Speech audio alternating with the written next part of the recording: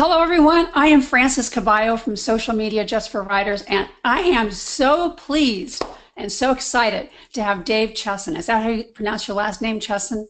That's correct. Yep.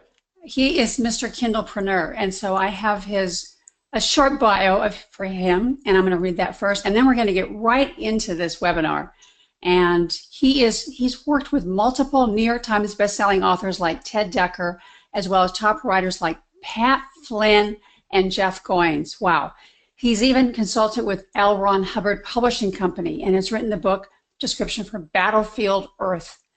To help all writers learn the art of book marketing, Dave Chesson created Kindlepreneur. I want to call you Kindlepreneur, but created Kindlepreneur as a free source for authors with the sole goal of giving you everything you need to take action and see results. So welcome, Dave. This is exciting. Thank you so much. Actually, it's funny. A lot of people just call me Kindlepreneur and forget the name because there was like this YouTube that just happened where it's like the 10 best YouTube channels to watch, and the person who was listing it was listing all these author names, and then he gets to me, and then there's Kindlepreneur, and he does a great job of yada yada. I'm like, he's got a name, but yeah, okay. So I'm with you on that one. Yeah, and I like the crown in the background. Ah, thank you. I actually had shoulder. an artist in Etsy put that together. So if anybody's got a logo that they want to create so they've set the mood, or perhaps they want to create a little coffee cup and they can turn it on when it's coffee time so it tells people to leave you alone, that's a good idea too. You can find it on Etsy though. Great artist. Wow. I would never have thought of that. Yeah, Okay. my wife, she'll give me the whole Heisman when she hasn't finished her coffee yet. She's like, okay, don't talk to me yet. All right, you can talk now. So. You are funny. This is going to be fun. So I'm going to start in with some questions. And I know this is really early, and so we're not going to have people here because it's 6 a.m. on the West Coast. So, but we're just going to head into it.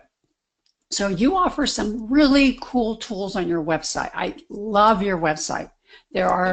Once you sign up for the email list, and I recommend that everyone sign up for his email list, you get access to all kinds of cool tools, and you get access to the VIP page, which is really great. So you offer some cool tools on your website, such as the Amazon Kindle description generator. What gave you the idea to create it? Well, there are a lot of authors who understand HTML coding, and by doing that, they were able to create some really beautiful looking book descriptions on Amazon. And the truth is, Amazon's cool with this. They allow us to make certain words bigger, bolder, bullet point, all these beautiful things. But when I was talking with authors, there's a mass majority that, they don't know how to do HTML, or it's kind of scary, and so they're left just creating this nasty block of text that isn't very enticing to read. So figured that it would be best to create something that allows you to make your book description look exactly how you want, without having to know one piece of code. So we created the book description generator, and you just go in, you type it into the book description generator, and then you highlight what you want and you click buttons to make it look the way that you want it. And we even made it so that the way you see it on kindlepreneur.com is exactly the way you'll see it on Amazon when you go to publish it there, because we use their special CSS, which is another way of saying their font and their, everything, so it looks exactly like it will look. Yeah, I tested it the other day, and it's fabulous, and it inserts all the HTML before and after, and I know HTML, so I usually do it myself, but hey, I'm going to start using the generator because it's a no-brain way to do it. Yeah, and the other thing too is that even people who used HTML actually still prefer to use it because you can make sure that you didn't make a mistake, right?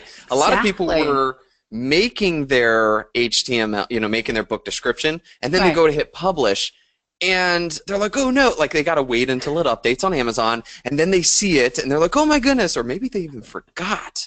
And all of a sudden they see a giant, huge block of text because they forgot to put one little, colon here or something like that.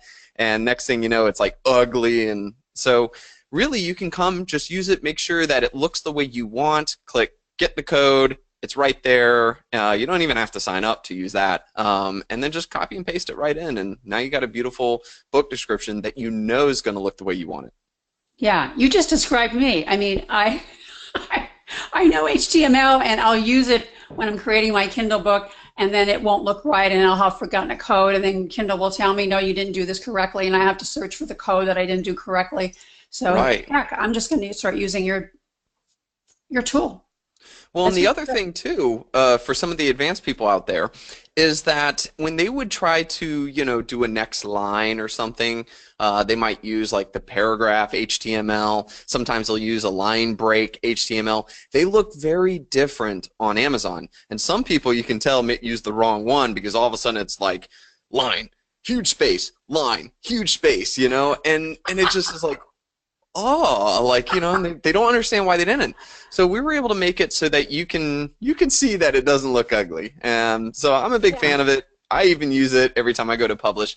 But most of our tools came from, hearing from authors kind of explaining some of the problems that they're running into, or looking at the questions that are constantly being popped up on like forums, on social Right. media and stuff like that, and just saying, how can we best address this? Yeah. I love your expressions, by the way. You're very expressive when you speak. Oh, thank you. My children and wife get sick of that pretty quickly. So I'm also a guy who likes to use his hands, but Me trying too. to trying to keep that under wraps. Oh, don't. It's great. So talk about some of the other tools that you've created. Sure. Well, my favorite and first one we created was called the Kindle Calculator. And what this does is that before the calculator, we really didn't know how well books were doing on Amazon. It's not like Hmm. Amazon tells us how much money a book is making.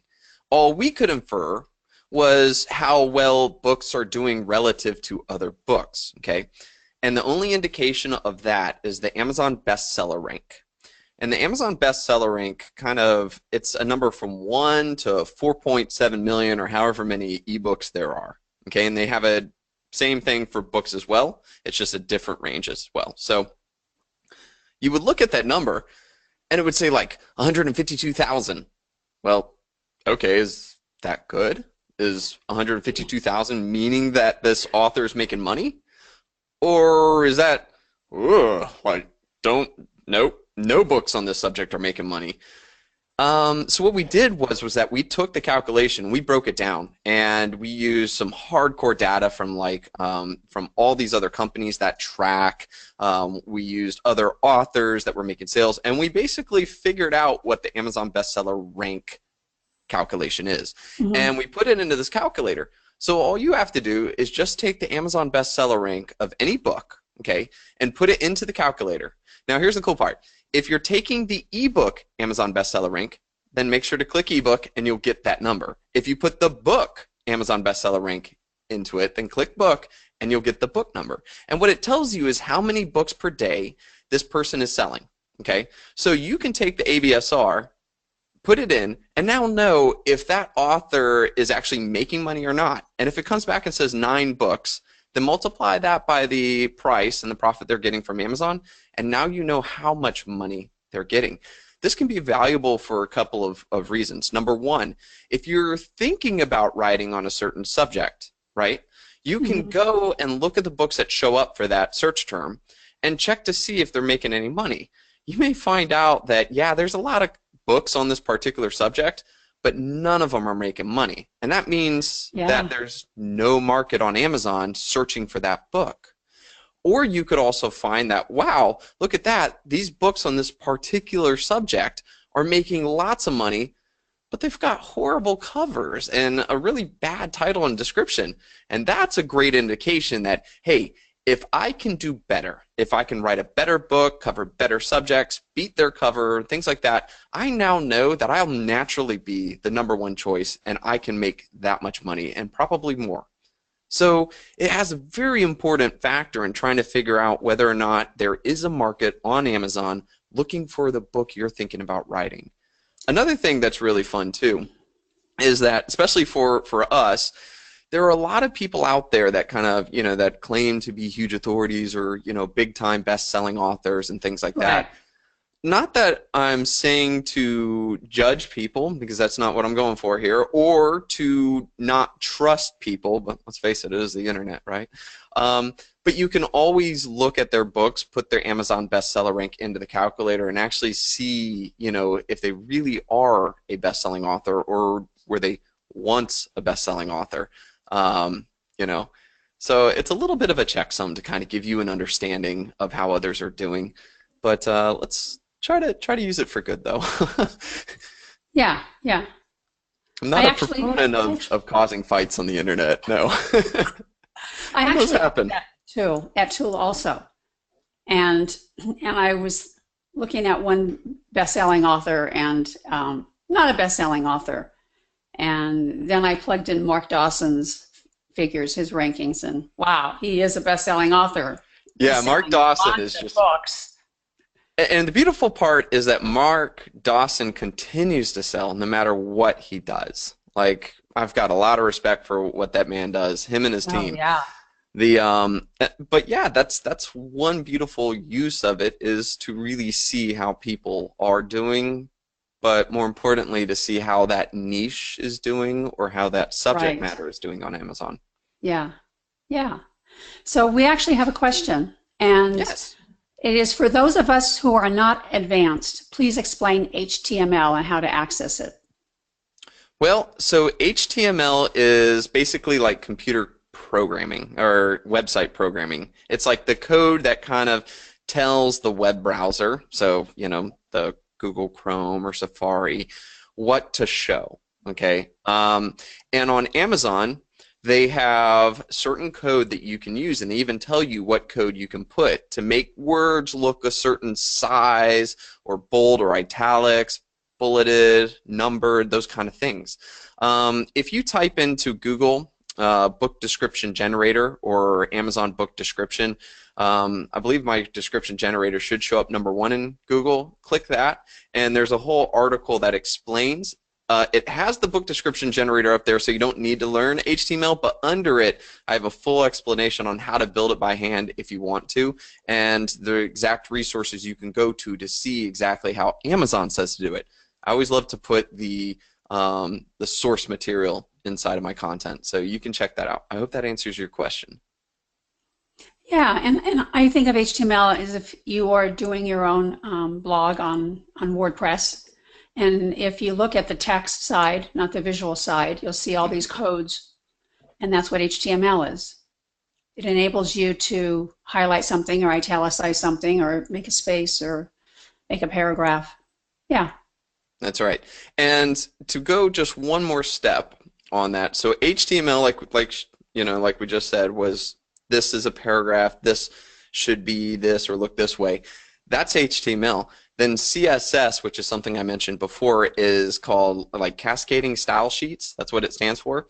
And it's what says, okay, when he says to do this, we're going to make it look like this. So Amazon's CSS is very different than KindlePreneur.com's CSS. But inside the book description generator, we put Amazon CSS inside of it so that you get to see what the words will look like in Amazon. So that's kind of a quick overview of HTML and CSS. And like I said, we've got a full description on exactly what those are inside that article. It's so cool that you did that. It's really a great service to authors. Thanks. Well, before I did it too, there was some guy out there that was selling that for $99. Right. I'm not trying to take away business, but I was kind of like, well, I mean, I think it's important for our book descriptions, but I'd feel terrible if somebody had paid $99 for that, and so we just made it free. That's cool. That's so cool. Let's talk about Amazon ads and how important they are in selling books. Yeah. Well, I'm a big fan of Amazon ads, known as AMS, Amazon Marketing Services, for a couple of reasons. #1, I think it's the best ad system for books because guess what? People go to Amazon to buy books, and they see your ad while they are shopping for a book. It's very hard, to not make that sale when you've got a hungry market right there, and Amazon's allowing you to put your T-bone steak in front of that hungry dog right there, right? Other advertisement systems like Facebook, Google AdWords, those sorts of things, what you're trying to do is that you're trying to convince somebody who's not interested in a book right now to stop what they're doing and move over to something else and buy a book right then and there. Uh-huh. That's a lot harder. I mean, Facebook ads, I love them. They are wonderful. But the fact of the matter is we don't go to Facebook to look for a book. We go to Facebook to look for, I don't know, puppy pictures, funny GIFs, Amazon, articles, what our friends are doing, what our friends are eating, whether or not you want to see that, but yeah. Um, that's it. I'm not there searching for my next book. The way that it works is you've got to like inject in there and convince me that, oh, whoa, whoa, whoa, stop the puppy pictures. I need to stop what I'm doing, click on this ad, whip out my wallet, sign into Amazon, hit purchase, and then move on. There's a lot more skill required to do that and a lot more information and necessary testing just to get somebody to do all of those steps. When in Amazon, I'm already there saying, man, I got this hankering for the next sci-fi military book. I'm going to go and try to see what is out there. Well, with Amazon ads, it's boom, there's my sci-fi military book right there at the top. And hey, if you've nailed it, if you've done a good cover, you got a good title, boom, you get the click, and hopefully you get the conversion. Now, all of that, which I just said, is one of the most important parts to Amazon advertising. See, AMS gives you, the author, the ability to make it so that the right market will see your book. But that doesn't necessarily mean that you are going to get the sale, okay? Amazon's made it that if you pay them, say, like 20 cents per click, okay, they're going to put your book in front of people. If people don't click on your book, it tells you one of two things. Either A, your book cover is not enticing, okay? Right. Or two, your title or subtitle doesn't fit with what they're looking for. Now, if you are getting the clicks, but you're not getting the buys, you now know that you got your book in front of the right market, they were interested and clicked on the page, but there was something on your Amazon sales page that didn't convince them to buy. And usually that's based off of your book description. Okay, so just by doing Amazon ads, not only are you getting your book in front of a hungry buyer's market, but you're learning where in the process of your sales funnel, okay, you have a problem. If nobody's clicking, it's a cover and title. If nobody's buying, it's the book description. Now, there are a couple little things here and there, but let me tell you, to me, this is the first time we self-publishers have an in-depth capability to see where our sales process is failing, and we can correct it. We talked about the book description for Battlefield Earth. I'm a huge sci-fi geek, so the fact that I got to write that book description, like I'm still in geek heaven right now. It was a book that was very quintessential for making me into a sci-fi lover. And no, by the way, I'm not a Scientologist, just in case anybody's wondering. So when I did that, I looked at their AMS and I saw they were getting clicks, but they weren't making the kind of sales that they should have. And so we looked at the book description and saw, wow, this is more of a book report, not a book description. You are giving me way too much detail about this book, and I don't have any invested interest in these little characters you keep bringing up. What I need to know is, will this intrigue me? Is this the kind of book that I'm looking for? So we rewrote it to be more, not vague, but yeah, vague. And, to bring up the bigger implications to the book and drive interest. And when we did this, we immediately saw the conversion rates double, which means that they were now getting 2 times the amount of sales they were getting from all their advertisement. And they saw sales across the board rise on this book. And it was so much now that they're going to do a new printing of it with my book description on the physical book. So we used AMS to discover where the problem was for sales. And so I would suggest, even if you're not sure AMS is going to work, let it at least tell you where you might have a problem in case your book isn't doing well. So that was a very long answer to it, but I hope people can see the power that AMS can give you, not just in sales, but also an understanding where you might be able to improve your system. That is really interesting. I hadn't thought of that. Yeah, and to anybody out there who's saying to themselves, okay, well that it just sounds complicated, or it's great, something else to have to pay for. Two things. One, I created a completely full free course on AMS. Anyone can sign up for it just by going to amscourse.com. Made it easy on the URL for us to remember. And yeah, you'll learn everything that I use to do the AMS campaigns for Pat Flynn, as well as Jeff Goins. Also authors who are not famous, because I wanted to show that process as well. And so you can see everything right there. And the other thing too that some people have a hang up with it is that they feel like, oh my goodness, I'm going to wake up and I'll owe Amazon $1,000 the next day. No, the beautiful thing about AMS is that you don't pay to have your ad or your book seen. You pay when somebody has clicked on your book and gone to your sales page. Okay, so if they show it to 1 million people and nobody clicks on it, guess what? You don't have to pay any money. But if 5 or 10 people clicked on it, then at least there was someone very interested, and you're paying for that click.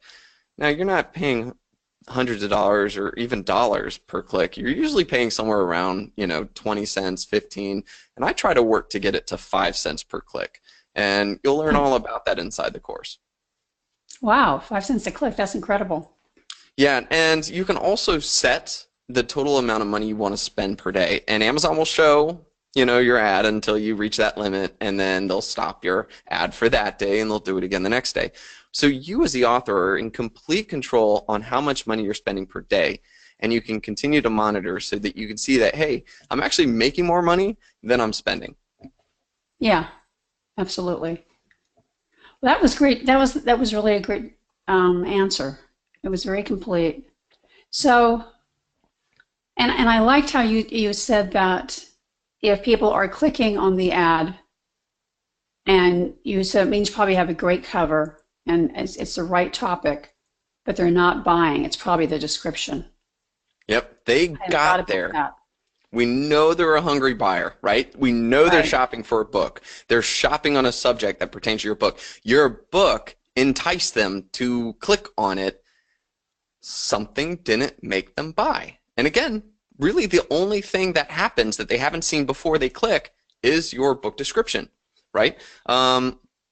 Or maybe after a little bit of time of thinking about it, they're like, okay, no, this wasn't what I was looking for. But 9 times out of 10, it's the book description, because on the sales page or on the search results, they see the cover, they see the title, they see the reviews. Right. So none of that distracted them. It fit with something they were interested in.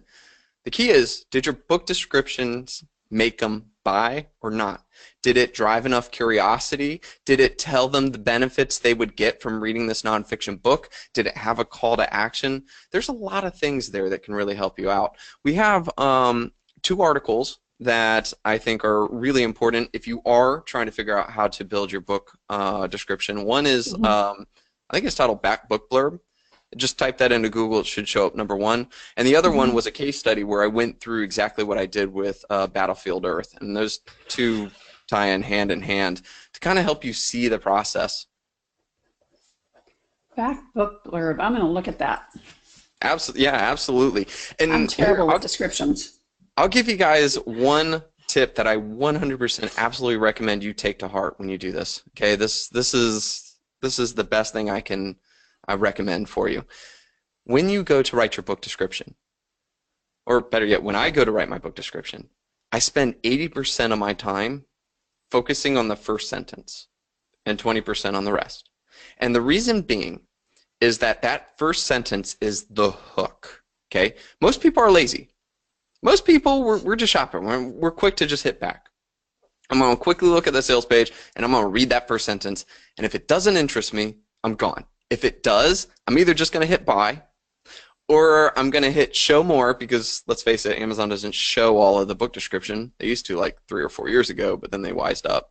I think in the French market they still do, but not in the US market. So they will either hit show more to read on, or they're going to buy. And that stems off that first sentence. So really think about an engaging, reaffirming, um, you know, curiosity driving type first sentence, and then that will be one of your best efforts right there. That's a great tip. I'm terrible with book descriptions. I write the book and I do everything, and then I'm putting it on Kindle or I'm putting it on, CreateSpace, and then it's time to write the book description, and I just throw it together, and that's the worst thing to do. Well, it's funny. I think in the article that I wrote about that, I was like, yeah, I'm not gonna lie, I'm like the master doing that too. I'm like, I know how important it is, but right when it comes time, either A, I feel too comfortable with what I wrote, and so I want to put it all in there, or B, I'm just like, oh, just hit publish for the love of God. I know. Well, that's what happens. So, what factors are important for ranking high on Amazon? I think everybody wants to know that. So ranking high, when we're talking about ranking high, there's two types of rankings, right? There's category rankings and there's keyword rankings. Category rankings are where you're trying to be the #1 bestseller in a particular category. And whether you're #1 or #2 is specifically only based off of who has the better ABSR number, right? That number we talked about beforehand. If I've got 50,000 and another book in the same category has 51,000, I'm above him, right? And if I'm the best ABSR of all of that category, I get #1. So yay. Now with keywords, when you type in a word into Amazon's search box, Amazon then presents a list of books it thinks you're going to want to buy, right? And that's that. They have this special search engine called A9, that's actually its name, and it tries to figure out which books should be at the top to the bottom. And the thing is, this is super important, especially for new authors, trying to figure out not only what words you should show up for, but where you should be, or how to get up to the top so that you're seen. The truth is, you could be a no-name author and make more money than a well-known author because you're being discovered every day organically on Amazon. So the first component to this is knowing what things you want your book to show up for, okay? And then the second thing is, how do I make it so that I not only show up for it, but I show up at the top? And to give you the statistical importance of why you want to be at the top instead of like #4 is books that statistically rank #1 for a particular keyword get 27% of all the clicks. So if 100 people type in the word Space Marines into Amazon and your book shows up #1, you get 27 clicks. That means 27 of those 100 will click on your book, go to your sales page, and read it. Hopefully you got that book description we talked about that then gets the buy. Now, statistically, if you're #2, it quickly drops to 13%. So only 13 people will now click on your book and read the book description. And then it drops even further to 9%, 8%, 7, 6, 6, 6, 7, 6, something like that. I've actually got a whole graph article on Kindlepreneur that shows you this. But imagine, though, that if you're #4, you're only getting 1/4 of the traffic that #1 is getting. So really being, #1 has a high importance. And if you can go from #2 to #1, you've now doubled the amount of people that are going to read your sales page. And statistically speaking, that doubles the sales, okay, from what you were just getting from being #2 in that keyword. So let's talk about how do you get Amazon to move you up to #1. All right. Well, to do this, the way to think about it is that Amazon's algorithm is all about one thing. What makes Amazon more money? Okay. Anytime I think about why it chooses one book over another, I think, all right, Amazon wants to optimize their website to make them the most sales. So with that said, the #1 factor that changes who's #1 and 2 and 3 or so forth is your conversion rate. All right.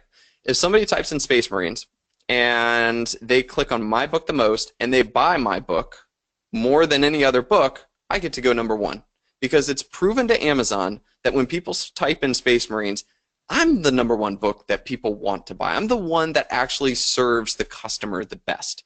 I'm also the one that makes them the most money. So they're going to give me that prime real estate at the top, so I get the 27% instead of the 13%. Okay?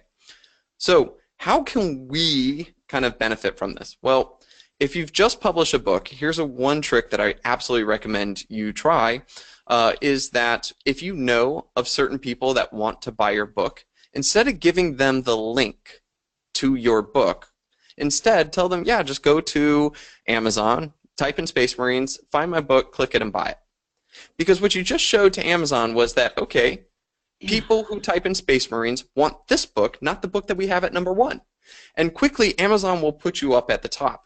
Now, a lot of people may be shaking their head saying, hey, that's a greasy car salesman, tricky tactic, you're hacking Amazon. Whoa, whoa, whoa, hold on. The thing about this is that it will help you to be discovered and give you that chance to be seen. Now, once those people that were going to buy your book have done that, it's up to your book whether or not it deserves to stay there. Okay? If people that don't know you go to Amazon, type in Space Marines, and whether because of your cover, title, or whatever, they choose the book under you, and that continues to happen, then Amazon's going to move your book down to where it belongs. So what I'm giving you is the ability to directly give yourself a chance. There are a lot of books out there where they will publish it and they're hoping things naturally happen. They're hoping that Amazon gives them a chance at the top, and it doesn't happen. And the bummer part is if they were just given the chance, they would be there at the top, deserving that top spot, because now people are finding it, clicking on it, choosing it, and buying it legitimately. So that little hack, if you'll call it that, gives you, a new author, the ability to sit in the spot you deserve. And luckily, the Amazon algorithm will put you where you belong. And if that is to stay at the top, then awesome. You're going to enjoy a lot of great sales without having to be pushy. But if it isn't, then you're going to fit where you belong based off of the conversion rates. So keywords are wonderful to get discovered, but that doesn't mean they're a magic bullet that solves everything. It still comes down to your cover and your title and all those other components that make your book, worthy of more sales and marketing in Amazon. Wow, you really understand this stuff. Well, I'm definitely a numbers nerd. I'll give you that. Yeah, you were an engineer, so I can see. That's great. That was a great explanation. We have another question. And the question is, we have two questions actually. Please repeat the second article names. Trying to think. Was it I'm not sure which the second article you talked about was, if it was on Amazon ads or... Well, there's the back book blurb, which was kind of the book description. Specifically, it's the description on the back of a book, but in truth, it's really great for Amazon. And the reason why that works is, when we're at a bookstore and we flip the book and we're looking, that's kind of like the last decision. Am I going to buy this book or not?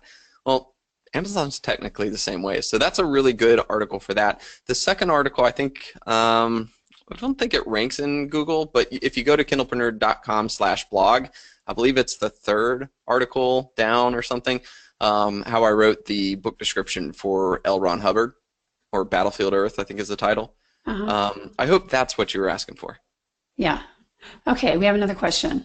How many people do you have to ask to click and buy? Well, it really depends on the competitiveness of that term. I don't think that a lot of us have the giant following to be able to show like number one for the word fantasy.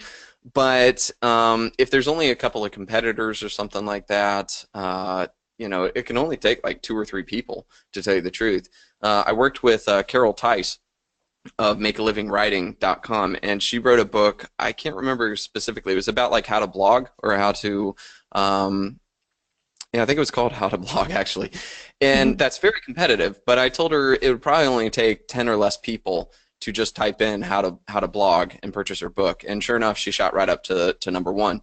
I think she settled down to like number 3, but it's been a while since I've checked. But yeah, so something that competitive, but not super competitive, like fantasy, can give you 10, and sometimes it'll only take 1 or 2. Cool. All right, moving on. Um, you kind of answered this question, but I'll ask it anyway. How did you become so proficient about Amazon? Well, I started all of my online life really as a Google SEO guy. And SEO is search engine optimization. It's about understanding that Google, a search engine, is just a calculation. It's not a human. It can't figure out if this content is better or this content is better, but they're trying their best to show us what we're looking for. So when you go to Google and you type in, how to tie a tie, Google's using other things, non-human things, to figure out that this is probably what somebody wants, right? Mm-hmm. So I spent a lot of time trying to figure out, well, how do you provide great content, but more importantly, the stuff that Google wants, so that they're like, this article by Dave Chesson is the thing that we should show up. And actually, Google's statistics are even crazier. If you rank #1 for a term in Google, you can expect 37% of all people that type it in to click on it. And I think it's been a while, but I think it drops down to like 13% if you're #2. So I mean, that's a huge drop, based off of where you show up. So I spent all this time building out websites and ranking them very well on Google. And one day I had the realization that Amazon is a search engine too. It's just like Google. It just has different factors. And, that kind of engineer brain of mine, I was kind of like, man, why does it do this? How does it do it? So I started by just studying all the source material of Amazon, and they've got some hidden gems out there where they actually talk about it. I even studied the A9 algorithm, and there's actually a company that was, I think, finally bought up by Amazon, but they were serving other companies and other websites out there. And so I started kind of talking with some of them and trying to learn that way. And then finally, I was just experimenting. There's a lot of stuff. Amazon doesn't want to tell us everything, but there are a lot of things you can do, especially if you set up the right kind of experiments to see that, hey, when I change this one thing, what happened? All right, let's do it in a very competitive, low competitive. And so I just set up all these tests to have a better understanding about why A9 chooses one over the other. That's cool. Sorry, I probably just science that out a little too much. No, I'm so glad you did that. You did that, because the rest of us can benefit. So the next question is, what do you think are the top elements of successful book marketing? Having a plan. That sounds like a cop-out of an answer. One of the things I find when I talk to authors is, or the biggest mistakes I find from other authors, is that they believe book marketing starts when you hit publish. The truth is, the best marketing is when you decide to write that book. So the day you have said, I'm going to write this book, is the day you need to start marketing it. Now, I don't mean standing out on the street and talking about your book, but I am talking about developing a plan based off of your skills, okay, and implementing them as you put the book together. I believe marketing and creation are two wonderful things that are symbiotic. Because if you are marketing and you're networking and you're talking about your book publicly as you're putting it together, you're going to get feedback from the get-go. You're going to figure out what it is the market really wants, and you can put that into your book and create something better. Okay? Say, for example, let's go with like keywords, right?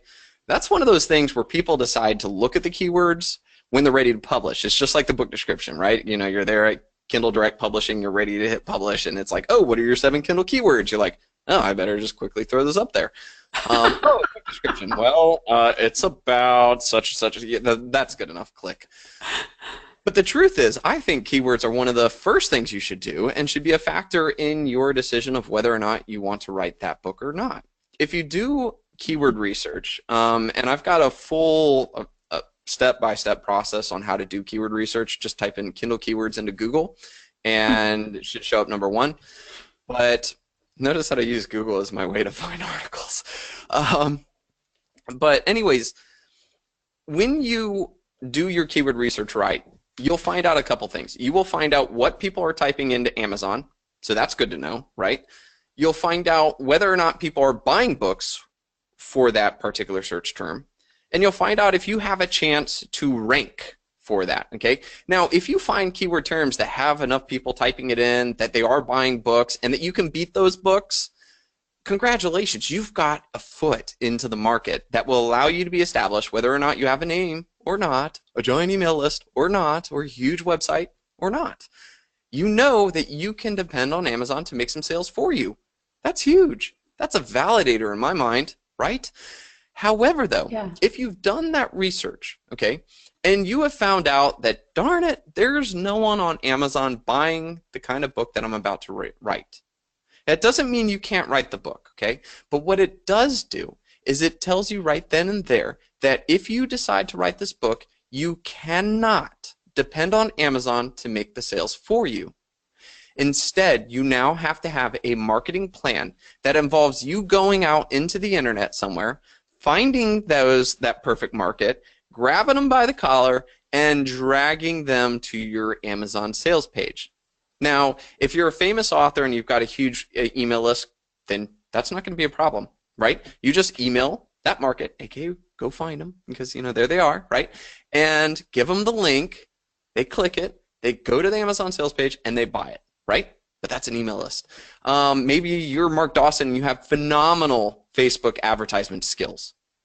No problem. You set up the advertisement that finds the right market, you convince them to click, and you bring them over, right? And we can go on and on about all the different marketing tactics that are out there. But again, if you know that through this research, you know that these people are not buying on Amazon, that they're not, that people aren't actively looking for what you're about to write, then you need to set up a book marketing plan that involves some skill of doing this process, right? Otherwise, if you have validated that the market exists and they're buying your book before you even write it, and you know you can make a better book, you have a couple things. A, you know you're going to make sales. B, you now know which books you're kind of looking at beating and providing and making better, okay, whether that's a better cover, okay, or even subject matters. You can go through the reviews and find out where people lacked in the book, right? What people didn't like, loved, and so forth, and then you can implement that into your book so you can make a better book. And that all starts with doing your research before you write the book and then having a plan at the moment you decide to write the book. Wow, that makes a lot of sense. It really does. We have a question. What is your advice for new authors when publishing their first book to get noticed by Amazon users? Well, I would go back to doing that market research and making sure that Right. your first book, especially if you don't have all those other skills we talked about, then making sure that there is a market for what you're about to write. That there are people typing it into Amazon, that there are people buying the books, and that the competition is not so great that you're competing against like a Guy Kawasaki or something like that, right? Right. That if you've done that and done that correctly, and like I said, exactly how to do that's in the article. Just Kindle keywords in Google, and you'll find it.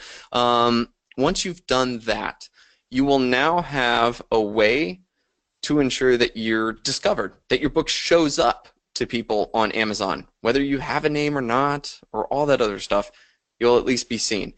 And I would say that if you are a starting author and you want to build upon what you're doing in that market, right? Say, for example, you've chosen to write books about like lower back pain, okay? Then make it so that you can grow that email list or grow your website or grow these other things so that your marketing efforts later in author life get easier and easier. That's what I call the long-term plan. You can use your first book, second, third, or fourth book to build up your business. And that's why I call it Kindlepreneur, right? Entrepreneurs, we're a business. So that when you come out with your 8th book, you have a great list of people, and you can write whatever it is you want to write and sell it to the people that you've built up over time. When I was working with Pat Flynn, it was real easy. He has like 100,000 people on his email list. It's like, well, there you go. If Pat wants to write a book about how he puts on his pants one leg at a time in the morning, Pat can go ahead and do that. But that's because he started building up his business. Another great example of this is Steve Scott, right? I think he's written like 67 books now, 70 Wow. plus. Yeah, he's a really good writer. His craft has is phenomenal. But here's the thing that people don't know. It wasn't until like book 11 that he finally saw some success. And the most important part was that when book 11 hit pretty high success, the rest of his books, the ones that had failed before, 1 through 10, caught up. They all benefited from the success of number 11. And the truth is before that, at number 10, they were all still like, if he made a sale in number 10, he made other sales down the line too. And so they all kind of help build each other up. So there are a lot of things that we authors can do to build up our assets, aka books, and to make it so that the success of one can improve the other. And that's either through building email lists, linking back to other previous books, something of that magnitude. So short term as a new author, right to the market. Long term, build your collection, build your email list, build whatever it is, so that book 2, 3, and 4 can value from the efforts of book 1, 2, and 3. That's really excellent advice. It really is. We have another question. Do you have suggestions, recommendations for authors in huge markets like mystery or romance? Well, so fiction's a little bit different of a beast. And actually, I've got, if you type in to Google, this is like my running theme here, fiction keywords or fiction Kindle keywords, I've got a whole article about the strategy of figuring out how to be discovered naturally on Amazon for fiction books. But to give you a quick insight into keywords and discoverability inside the fiction world, one thing I like to think about is the psychology of the person who types something into Amazon. There's a lot of people that type in science fiction into Amazon, but let's face it, if you are looking for your book and you just type in the word science fiction, you really don't know what you're looking for, right? Because science fiction readers know that there's much more descriptive terms of what exactly they're looking for. For me, I'm a sci-fi military fan. I love sci-fi military, and that's my kind of book. But I also know too that there are other more descriptive terms that I can use to find the kind of sci-fi military that I really like. One of those being Space Marines. All right, Space Marines, I know that if it is a Space Marine book, it is definitely sci-fi, because how can it not be sci-fi military without not having Space Marines? I mean, come on. More importantly, if it's a bunch of Space Marines, then it is totally going to be intergalactic war, which, by the way, is another way I describe books. And so it fits. I know that when I type that in, I'm going to get the kind of book I'm looking for. And that is the right kind of person you want to sell to, because if your book shows up number 1 for the term Space Marines, and you got a cover that fits Space Marines and a title that sounds Space Marine-ish, right? And a book description is like boom, boom, grunt, grunt, kill the aliens or whatever. Sold. Yep, stick me with a fork, I'm done. All right, I'll hit buy, and there we go. So I think that's very important. Another thing, too, about fiction that I think is super important, and I call this my Kobayashi Maru tactic, okay? We talked about building up your email list, right, for future writings, especially if you're doing a series, okay? The way that you get fiction readers to sign up for your email is not to give them a sample chapter of something, and it's not to give them a short story of some other story. What you do, if you really want to nail this, is that you write that first book with the intentions of having a prelude or the intentions of having a backstory that they can only find out if they sign up for your email list and check it out. The reason why this works is that because you can drive curiosity easily. And the person, if they get to the end of your book, they're invested in the story, right? And they want to continue that story. They don't, see, when we read a fiction book, let's face it, the first time we read an author, we like the book. I can't remember who the author is, right? Some guy, I don't remember.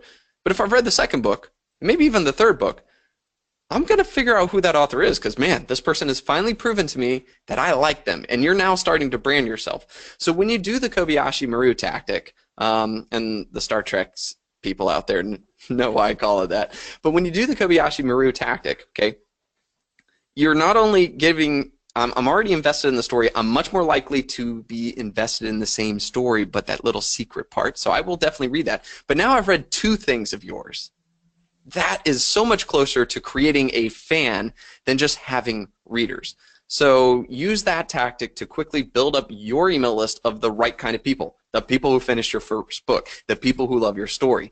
And now, when you finally get book 2 out, you have a list of people who have really invested in your story, and that means you can now sell book 2 even better.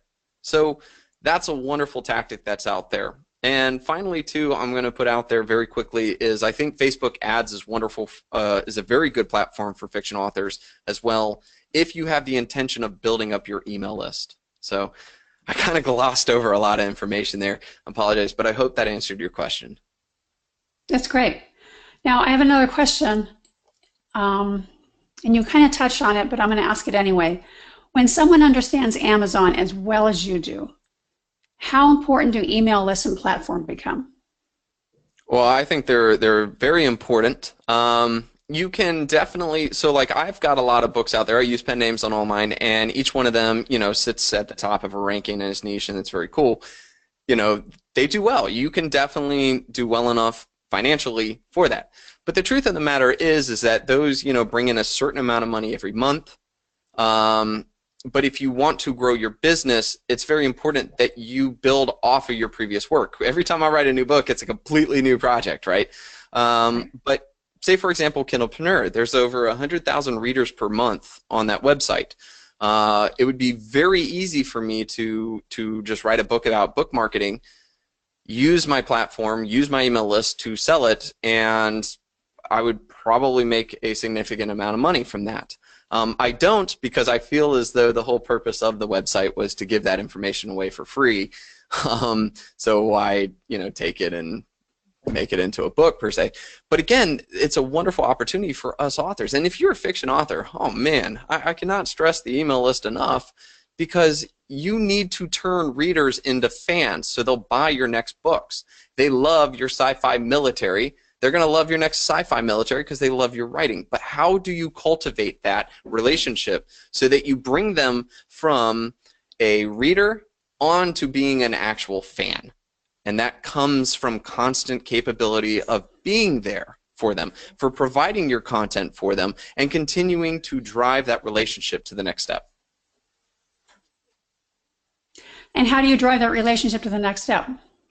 Well, it's from writing really good emails, I guess. Now, actually, truth, that's really it. Yeah. One of the things authors do is that they get somebody on an email list, and the first thing is like, here's that prelude I talked about, right? And then it's all done. That's the end of the conversation. Or people then start talking about stuff that doesn't pertain, you know, to what they were interested in. If you say, for example, we go with Space Marines, right? And your prelude book was something like the battle that started it all, right? Matter of fact, when I was talking with Battlefield Earth, they were trying to figure out how to increase their email list. And I said, well, Battlefield Earth is about post-apocalyptic Earth, right? What if you did a short story about the actual battle that caused Earth to go, you know, apocalyptic, right? Right. It fits the story. As somebody who read it a long time ago, I would totally want to read that. So, okay, great. You got me to sign up for your email list. I got the book that I wanted. Sweet. So now what do? Well, if you know that I've read it, or Battlefield Earth, then try to talk about it in the next email. Potentially, in email number 2, ask what you thought about this. You know, kind of get engagement. Get the people talking or feel like they're going to hit reply. You can build off of that interest, or just remind them that, you know, hey, by the way, because they might have downloaded it but forgot to read it. So when they get the email, oh, okay, good call. Another thing, too, is later on just ask for a review, right? Hey, you love Battlefield Earth. It'd be wonderful if you could just click this link, go leave a review, so, you know, and let other people know what you think.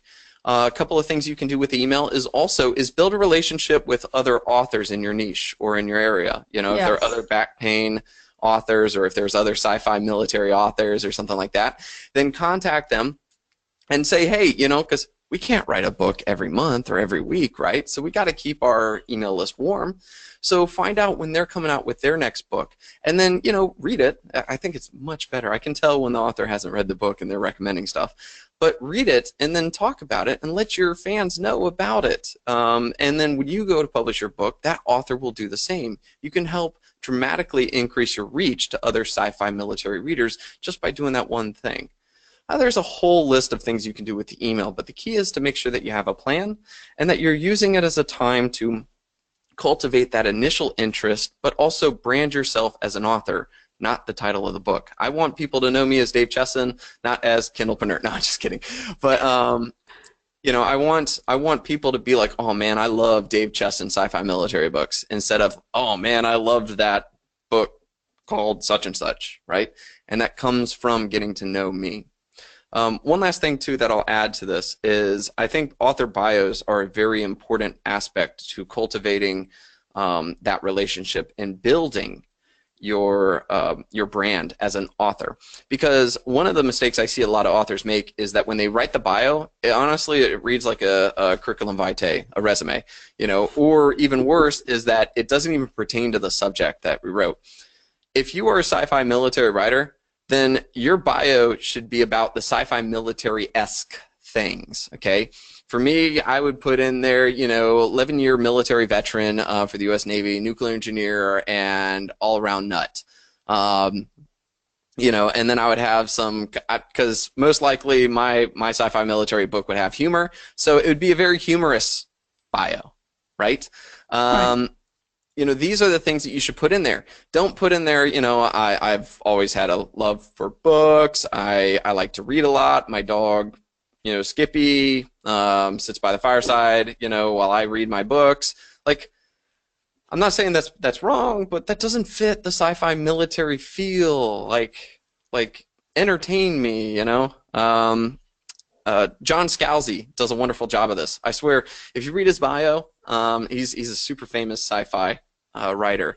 If you read his bio and you're not laughing, you know, I'd be surprised. And it's hilarious. He talks about living in his castle with 3 dachshunds and you know, like some crazy stuff about it. But it fits his writing style. So make sure that your bio not only fits you, but more importantly, fits the style of the book people just read.